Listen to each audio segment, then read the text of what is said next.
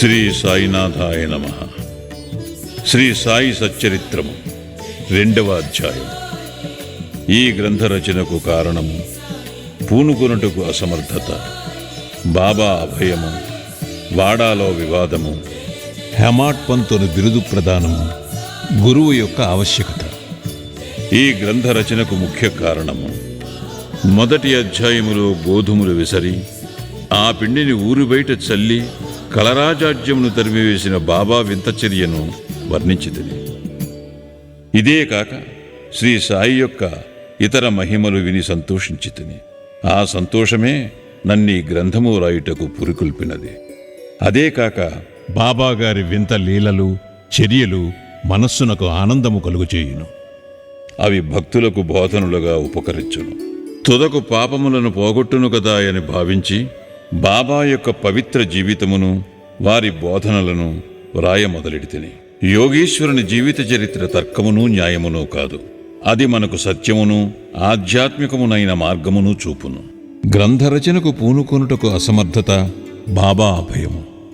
శ్రీ సాయి సచ్చరిత్ర గ్రంథ రచనకు తగిన సమర్థత గలవాడను కానని హెమాట్ పంతు భయపడెను. అతడు ఇట్లనుకొనెను: నా యొక్క సన్నిహిత స్నేహితుని జీవిత చరిత్రయే నాకు తెలియదు, నా మనస్సే నాకు గోచరము కాకున్నది.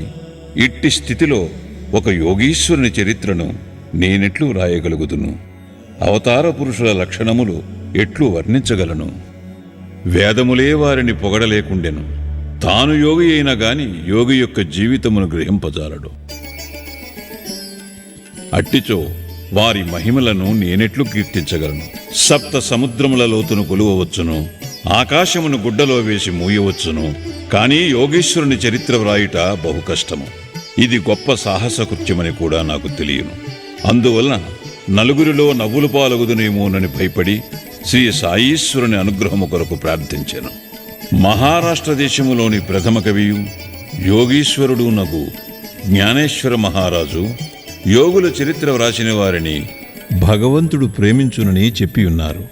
ఏ భక్తులు యోగుల చరిత్రలను వ్రాయ కుతూహలపడెదరో వారి కోరికలు నెరవేరునట్లు, వారి గ్రంథములు కొనసాగునట్లు చేయుటకు యోగులు అనేక మార్గములను అవలంబించెదరు. యోగులే అట్టి పనికి ప్రేరేపింతురు. దానిని నెరవేర్చుటకు భక్తుని కారణమాత్రునిగా నుంచి వారి వారి కార్యములను వారే కొనసాగించుకొనెదరు. 1700 శక సంవత్సరములో మహీపతి పండితుడు యోగీశ్వరుల చరిత్రలను వ్రాయుటకు కాంక్షించెను. యోగులు అతనిని ప్రోత్సహించి ఆ కార్యమును కొనసాగించిరి. అట్లే 1800 శక సంవత్సరములో దాసగను యొక్క సేవను ఆమోదించిరి. మహీపతి 4 గ్రంథములను వ్రాసెను. అవి భక్త విజయము, సంత విజయము, భక్త లీలామృతము, సంత లీలామృతము అనున్నవి. దాసగను వ్రాసినవి భక్త లీలామృతమును, సంత కథామృతమును మాత్రమే. ఆధునిక యోగుల చరిత్రలు వీని యందు గలవు. భక్త లీలామృతములోని 31, 32, 33 అధ్యాయముల యందును, సంత కథామృతములోని 57వ అధ్యాయమందును సాయిబాబా జీవిత చరిత్రయు వారి బోధలను చక్కగా విశదీకరింపబడినవి. ఇవి సాయిలీలా మాసపత్రిక సంపుటము 17, సంచికలు 11, 12 నందు ప్రచురితములు. చదువరులు ఈ అధ్యాయములు కూడా పఠించవలను. శ్రీ సాయిబాబా అద్భుత లీలలు బాంద్రా నివాసియకు శ్రీమతి సావిత్రిబాయి రఘునాథ్ తెండూల్కర్చే చిన్న పుస్తకములో చక్కగా వర్ణింపబడినవి. దాసగను మహారాజు గారు కూడా శ్రీ సాయి పాటలు మధురముగా వ్రాసి ఉన్నారు. గుజరాతీ భాషలో అమీదాస్ భవానీ మెహతా అను భక్తుడు శ్రీ సాయి కథలను ముద్రించినారు. సాయినాథ ప్రభను మాసపత్రిక షిరిడీలోని దక్షిణ భిక్ష సంస్థ వారు ప్రచురించియున్నారు. ఇన్ని గ్రంథములుండగా ప్రస్తుత సచ్చరిత్ర వ్రాయుటకు కారణమేమి, దాని అవసరమేమి అని ఎవరైనాను ప్రశ్నించవచ్చును. దీనికి జవాబు మిక్కిలి తేలిక. సాయిబాబా జీవిత చరిత్ర సముద్రము వలె విశాలమైనది, లోతైనది. అందరూ దీని యందు మునిగి భక్తి జ్ఞానములను మనులను వెలికి తీసి కావలసిన వారికి పంచిపెట్టవచ్చును. శ్రీ సాయిబాబా నీతి బోధకముగు కథలు, లీలలు మిక్కిలి ఆశ్చర్యమును కలుగుచేయును. అవి మనోవికలత చెందిన వారికి, విచారగ్రస్తులకు శాంతి సమకూర్చి ఆనందము కలుగుచేయును. ఇహపరములకు కావలసిన జ్ఞానమును బుద్ధిని ఇచ్చును. వేదముల వలె రంజకములను ఉపదేశకములను నగు బాబా ప్రబోధములు విని వానిని మననము చేసినచో భక్తులు వాంఛించునవి అనగా బ్రహ్మైక్య యోగము, అష్టాంగ యోగ ప్రావీణ్యము, ధ్యానానందము పొందుదరు. అందుచే బాబా లీలలను పుస్తక రూపమును రాయి నిశ్చయించితిని.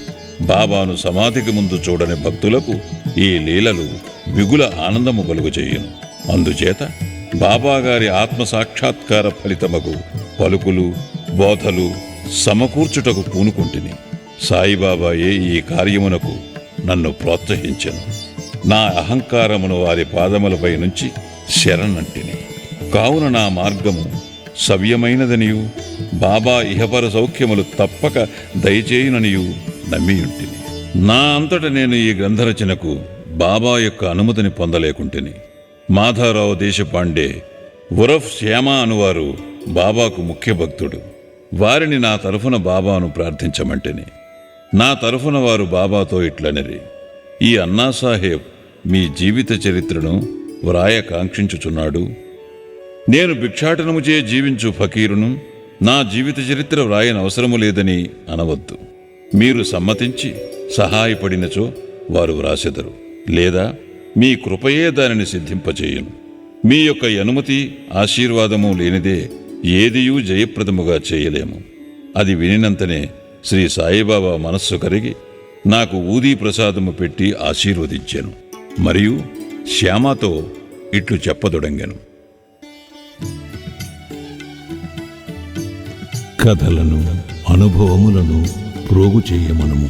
అక్కడక్కడ కొన్ని ముఖ్య విషయములను టూకీగా వ్రాయమను. నేను సహాయము చేసేదను. వాడు నిమిత్తమాత్రుడే. నా జీవిత చరిత్ర నేనే వ్రాసి నా భక్తుల కోరికలు నెరవేర్చవలను. వాడు తన అహంకారమును విడువవలను. దానిని నా పాదములపైన పెట్టవలను. ఎవరైతే వారి జీవితములో ఇట్లు చేసేదరో వారికి నేను మిక్కిలి సహాయపడదను. నా జీవిత చర్యల కొరకే కాదు, సాధ్యమైనంత వరకు వారి గృహకృత్యములందును తోడ్పడదను. వాని అహంకారము పూర్తిగా పడిపోయిన పిమ్మట, అది మచ్చునకు కూడా లేకుండునప్పుడు నేను వాని మనస్సులో ప్రవేశించి నా చరిత్రను నేనే వ్రాసికొందును. నా కథలు, బోధలు విన్న భక్తులకు భక్తి విశ్వాసములు కుదురును. వారు ఆత్మసాక్షాత్కారమును, బ్రహ్మానందమును పొందెదరు. నీకు తోచిన దానినే నీవు నిర్ధారణ చేయుటకు ప్రయత్నించకుము. ఇతరుల అభిప్రాయములను కొట్టివేయుటకు ప్రయత్నించకుము. ఏ విషయముపైనైనను కీడు మేలు ఎంచు వివాదము కూడదు. వివాదమనగనే నన్ను హేమాడ్ పంతుని పిలుచుటకు కారణమేమో మీకు చెప్పెదరను వాగ్దానము జ్ఞప్తికి వచ్చినది. ఇప్పుడు దానినే మీకు చెప్పబోచున్నాను. కాకాసాహెబ్ దీక్షిత్, నానాసాహెబ్ చందోర్కరులతో నేనెక్కువ స్నేహముతోనుంటిని. వారు నన్ను షిరిడీ పోయి బాబా దర్శనము చేయమని బలవంతము చేసేది. అట్లే చేసేదనని వారికి నేను వాగ్దానము చేసేదని. ఈ మధ్యలో నేదో జరిగినది. అది నా షిరిడీ ప్రయాణమునకు అడ్డుపడినది. లోనావాలాలో ఉన్న నా స్నేహితుని కొడుకు జబ్బుపడెను. నా స్నేహితుడు మందులు, మంత్రములు అన్నీయూ ఉపయోగించెను కాని నిష్ఫలమయ్యాను. జబ్బు తగ్గలేదు. తుదకు వాని గురువును పిలిపించుకుని ప్రక్కన కూర్చుండబెట్టుకున్నాను. కాని ప్రయోజనము లేకుండాను. ఈ సంగతి విని నా స్నేహితుని కుమారుని రక్షించలేనట్టి గురువు యొక్క ప్రయోజనమేమి? గురువు మనకు ఏమీ సహాయము చేయలేనప్పుడు నేను షిరిడీ ఏలపోవలను అని భావించి షిరిడీ ప్రయాణమును మానుకొంటిని. కాని కానున్నది కాకమానదు. అది క్రింది విధముగా జరిగెను. నానాసాహెబ్ చందోర్కర్ ప్రాంతీయ రెవెన్యూ అధికారి. ఉద్యోగరీత్యా ఒకనాడాయన వసయికి పర్యటనకై పోవుచుండెను. ఠాణా నుండి దాదరకు వచ్చి అచ్చట వసయి పోవు బండి కొరకు కనిపెట్టుకుని ఉండెను. ఈలోగా బాంద్రా లోకల బండి వచ్చెను. దానిలో కూర్చొని బాంద్రా వచ్చి నన్ను పిలిపించి షిరిడీ ప్రయాణమును వాయిదా వేసినందులకు నాపై కోపించెను. నానా చెప్పినది సంతోషదాయకముగాను సమ్మతముగాను ఉండెను. అందుచే ఆ రాత్రియే షిరిడీకి పోవ నిశ్చయించి తిని సామానులు కట్టుకుని షిరిడీ బయలుదేరి తిని బాంద్రా నుండి దాదర వెళ్ళి అచ్చట మన్మాడు వెళ్ళు రైలు ఎక్కవలనని అనుకుంటుని. అటులనే దాదరకు టిక్కట్టుకుని రైలు రాగానే ఎక్కి కూర్చుంటిని. బండి ఇక బయలుదేరుననగా మహమ్మదీయుడొకడు నేను కూర్చునని పెట్టిలోకి హడావిడిగా వచ్చి నా సరంజామానంతయు చూచి ఎక్కడకు పోవుచుంటివని నన్ను ప్రశ్నించాను. నా ఆలోచన వారికి చెప్పితిని. వెంటనే అతడు దాదర్ స్టేషన్లో దిగవద్దని, ఎందుకనగా మన్మాడు మైలు దాదర్లో ఆగదని, అదే రైలులో ఇంకనూ ముందుకు పోయి బోరీబందర్ స్టేషన్లో దిగమని నాకు సలహా చెప్పాను.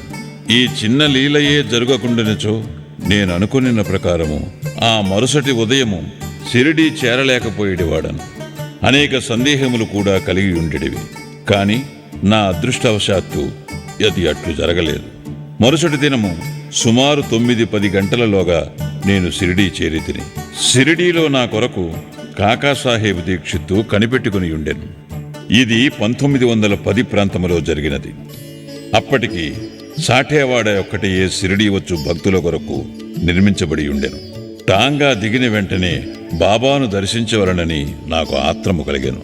అంతలో అప్పుడే మసీదు నుండి వచ్చుచున్న తాత్యా సాహేబ్ నోల్కర్ బాబా వాడా చివర ఉన్నారనియు మొట్టమొదట ధూళి దర్శనము చేసుకొనమని నాకు సలహా ఇచ్చాను. స్నానానంతరము ఓపికగా మరల చూడవచ్చును అనెను.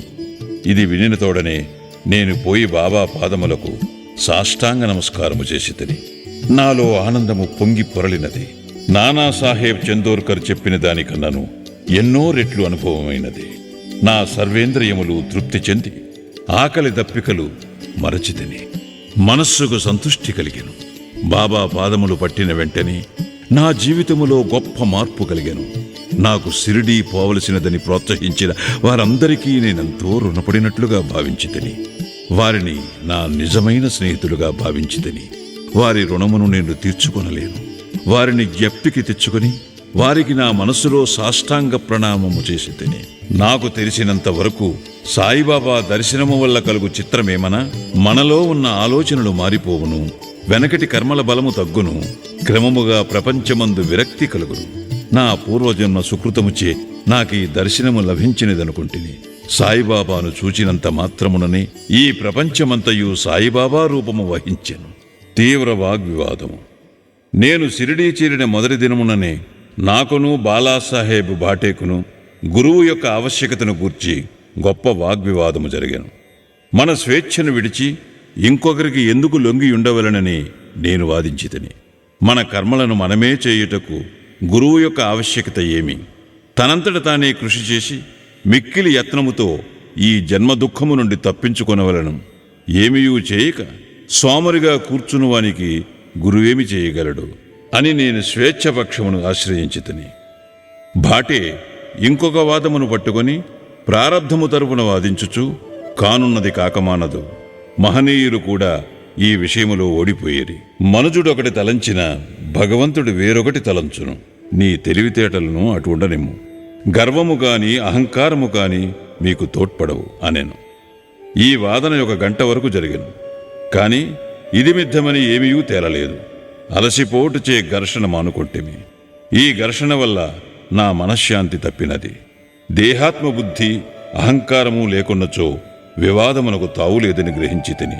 వేయేలా వివాదమునకు మూల కారణము అహంకారము. ఇతరులతో కూడా మేము మసీదుకు పోగా బాబా కాకాను పిలిచి ఇట్లడిగాను. వాడాలో ఏమి జరిగినది? ఏమిటా వివాదము? అది దేనిని గూర్చి? ఈ హేమాడ్ పంతు ఏమనుచున్నాడు? ఈ మాటలు విని నేను ఆశ్చర్యపడితిని. సాఠేవాడ మసీదునకు చాలా దూరముగానున్నది. మా వివాదము గూర్చి బాబాకెట్లు తెలిసెను. అతడు సర్వజ్ఞుడై ఉండవలను, లేనిచో మా వాదననెట్లు గ్రహించును. బాబా మన అంతరాత్మపైన అధికారి అయి ఉండవచ్చును. హేమాడ్ పంతుని బిరుదునకు మూల కారణం సాయిబాబా నన్నెందులకు హేమాడ్ పంతుని పిలిచినని ఆలోచింపసాగితిని. ఇది హేమాద్రి పంతును నామమునకు రూపాంతరం. దేవగిరికి చెందిన యాదవ వంశరాజులకు హేమాద్రి పంతు ప్రధానామాత్యుడు. అతడు గొప్ప పండితుడు, మంచి స్వభావము కలవాడు. చతుర్వర్గ చింతామణి, రాజ ప్రశస్తియను గొప్ప గ్రంథములను రచించినవాడు. మోడీ భాషను, ఒక నూతన గణిత విధానమును కనిపెట్టినవాడు. ఇక నేనా వానికి వ్యతిరేక బుద్ధి కలవాడను, మేధాశక్తి అంతగా లేనివాడను. మరి సాయిబాబా నాకెందుకు ఈ బిరుదు నొసంగిరో తెలియకుండెను. ఆలోచన చేయగా ఇది నా అహంకారమును చంపుటకొక అమ్మనియు, నేనెప్పుడునూ అనుకోనమ్రతలు కలిగి ఉండవలనని బాబా కోరిక అయి ఉండవచ్చుననియు గ్రహించితిని. అంతకుముందు బాడాలో జరిగిన చర్చలో నే చూపిన తెలివితేటలను బాబా ఈ రీతిగా అభినందించి ఉండవచ్చునని అనుకొంటిని. భవిష్యచ్చరితను బట్టి చూడగా బాబా పలుకులకు దాబోల్కరును హేమాడ్ పంతు అనుట గొప్ప ప్రాముఖ్యము కలదనియు, భవిష్యత్తు తెలిసియే బాబా ఇట్లనేననియు భావించవచ్చును.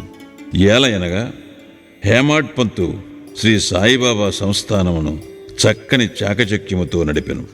సంస్థానము యొక్క లెక్కలను బాగుగా నుంచెను. అదే కాక భక్తి, జ్ఞానము, నిర్వ్యామోహము, ఆత్మ శరణాగతి, ఆత్మ సాక్షాత్కారము మొదలగు విషయములతో శ్రీ సాయి సచ్చరిత్రయను గొప్ప గ్రంథమును రచించెను. గురువు యొక్క ఆవశ్యకత ఈ విషయమే బాబా ఏమినో హేమాడ్ పంతు వ్రాసి ఉండలేదు. కాని కాకాసాహెబ్ దీక్షిత్ ఈ విషయమును గూర్చి తాను వ్రాసుకునిన దానిని ప్రచురించాను. హేమాడ్ పంతు బాబాను కలిసిన 2వ దినము కాకాసాహెబ్ దీక్షిత్ బాబా వద్దకు వచ్చి షిరిడి నుండి వెళ్ళవచ్చునా అని అడిగాను. బాబా అట్లే అని జవాబిచ్చాను. ఎక్కడకు అని ఎవరో అడుగగా చాలా పైకి అని బాబా చెప్పాను. మార్గమేది అని దీక్షిత్ అడిగాను. అక్కడకు పోవుటకు అనేక మార్గములు కలవు. షిరిడీ నుంచి కూడా ఒక మార్గము కలదు. మార్గము ప్రయాసకరమైనది. మార్గమధ్యమున ఉన్న అడవిలో పులులు, తోడేళ్లు కలవు అని బాబా బదులిడెను. మార్గదర్శకుని వెంట తీసుకుని పోయినచో అని కాకాసాహెబ్ అడుగగా అట్లయినచో కష్టమే లేదని బాబా జవాబిచ్చాను. మార్గదర్శకుడు తిన్నగా గమ్యస్థానము చేర్చును. మార్గమధ్యమున ఉన్న తోడేళ్లు, పులులు, గోతుల నుండి తప్పించును. మార్గదర్శకుడే లేనిచో అడవి మృగములచే చంపబడవచ్చును, లేదా దారి తప్పి గుంటలలో పడిపోవచ్చును అనెను. మసీదులో అప్పుడు అచ్చటనే ఉన్న దాబోల్కర్ తన ప్రశ్నకదే తగిన సమాధానమని గుర్తించెను. వేదాంత విషయములలో మానవుడు స్వేచ్ఛాపరుడా కాడా అను వివాదము వలన ప్రయోజనము లేదని గ్రహించాను. పరమార్థము నిజముగా గురుబోధల వల్లనే చిక్కుననియు, రామకృష్ణులు తమ గురువులైన వశిష్ఠ సాందీపులకు లొంగి అనుకువతో నుండి ఆత్మసాక్షాత్కారము పొందిరనియు, దానికి దృఢమైన నమ్మకము అనగా నిష్ఠ, ఓపిక అనగా సబూరి అను 2 గుణములు ఆవశ్యకమనియు గ్రహించెను. 2వ అధ్యాయము సంపూర్ణము. సద్గురు శ్రీ సాయినాథార్పణమస్తు. శుభం భవతు.